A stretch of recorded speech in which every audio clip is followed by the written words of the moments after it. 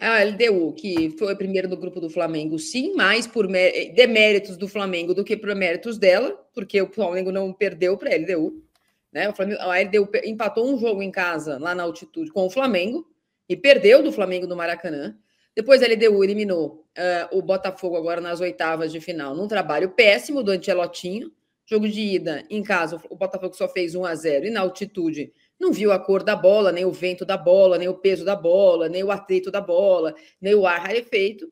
E o São Paulo também caiu nesse golpe de tomar mais de um gol na altitude no jogo de ida, e isso é a única vantagem que eu vejo da LDU em relação ao Palmeiras, e o Palmeiras vai ter tido um jogo complicado com o Cruzeiro, antes de viajar com o Flamengo, antes de viajar para a altitude, e é o Cruzeiro entre um jogo e outro, não é exatamente um jogo que dá para colocar 11 reservas, como fez agora contra o Fortaleza.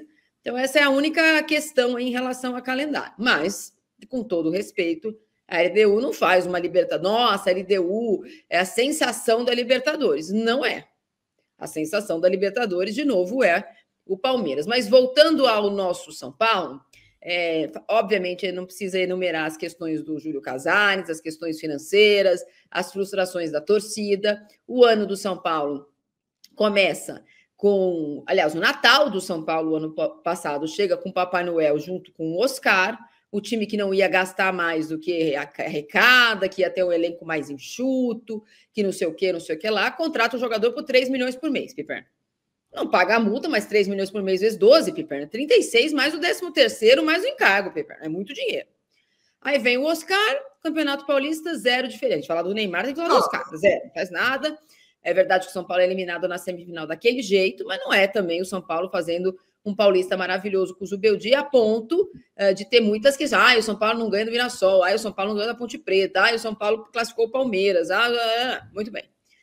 Começa a Libertadores, o Zubeldia vai muito bem no seu grupo que não é exatamente difícil, mas o São Paulo vai muito bem nos jogos fora de casa, contra o Libertad, contra o Alianza Lima, contra o Tajeres, né, que não ganhava nunca, vai lá e ganhou, gol do André Silva, tá fazendo falta. E aí, não, André Silva não, gol do Alisson, acho que eu fiz esse jogo. E aí, Piperno, o Zubeldia faz uma Libertadores só menos boa do que da do Palmeiras, só que o Zubeldia, para fazer isso, larga o brasileiro. Aí o Zubeldia perde o emprego, que não pode largar o brasileiro. Aí assume o Crespo, que vai muito bem no brasileiro, mas faz 4 jogos de mata-mata na Libertadores, que, rapaz, hein, Pipo? É péssimo na Colômbia, é péssimo aqui. É péssimo no Equador, é péssimo aqui. Não tem nadinha que é culpa do Crespo?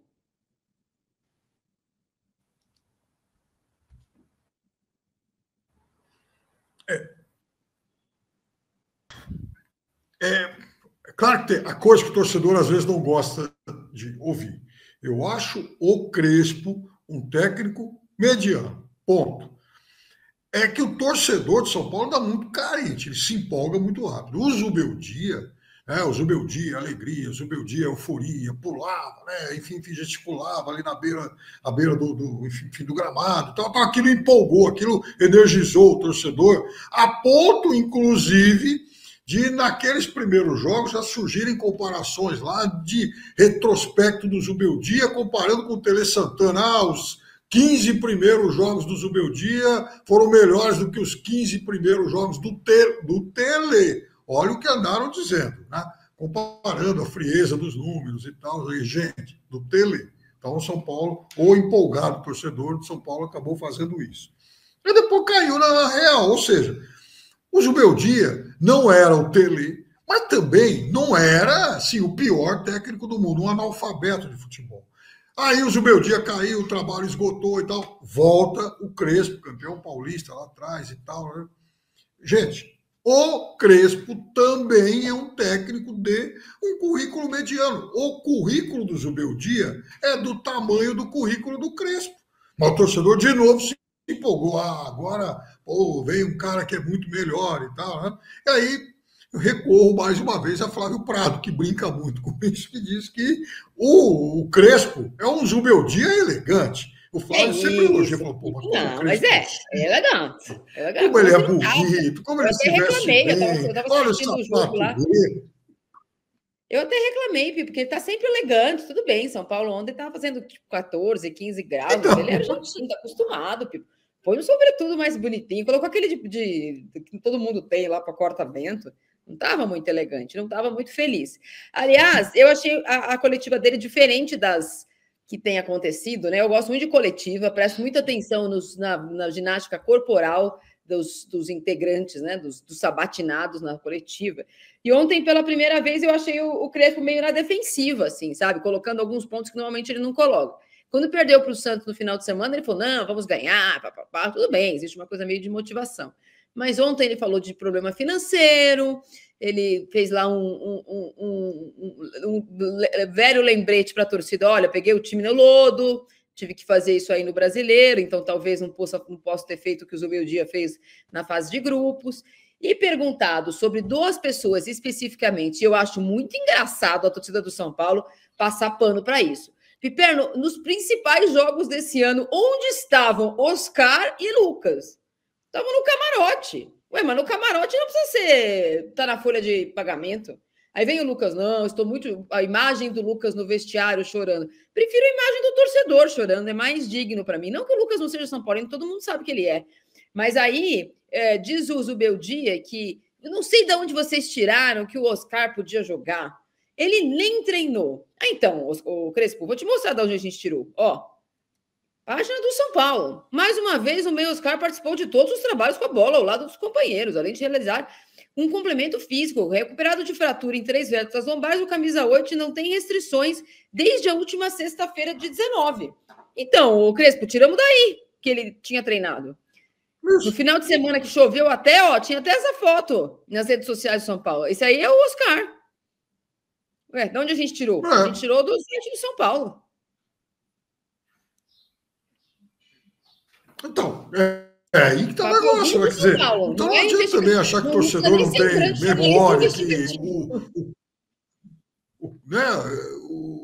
assim, veja, o São Paulo, ele fez um investimento nessa temporada que lembrou, em certa medida, o que fez o River Plate, que está sendo muito criticado lá.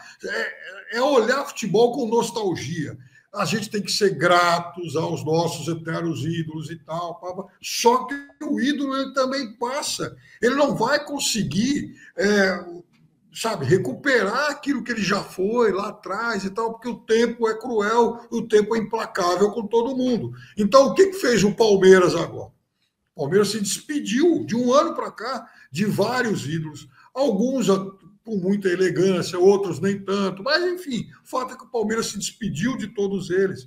E olha o perfil desse novo time. O Kelvin é novinho, o Vitor Roque, o Flaco tem 24 anos. Então, o time rejuvenesceu. O Flamengo, idem. O Flamengo trouxe veterano Jorginho, que foi um jogador que, nos seus melhores momentos, era um dos melhores do mundo, um dos principais do mundo, naquela posição. E ainda joga bem, foi útil ao Arsenal na última temporada. Agora, o São Paulo e o River Plate foram buscar jogadores, né? Eu diria que já estão aí muito, mas muito distantes aí dos seus melhores momentos. Alguns jogadores de brilhos fugazes. Então, uma vez a cada 2 meses, eles vão jogar bem, eles vão entrar, vão fazer um jogo bacana, um gol, uma jogada diferente, porque eles sabem jogar futebol. Mas eles não são mais jogadores confiáveis para quem está passando por campanhas difíceis, duras e rigorosas, como é o caso, por exemplo, de uma Libertadores, na qual o time tem que jogar, inclusive, em altitude. Como é que vai contar com esses caras? Então, é um erro de avaliação parecido, por exemplo, com aquele do Corinthians, quando, 3, 4 anos atrás, lá no período do Willio, trouxe de volta muitos velhos ídolos e o time não andou, até porque eles não conseguiam jogar.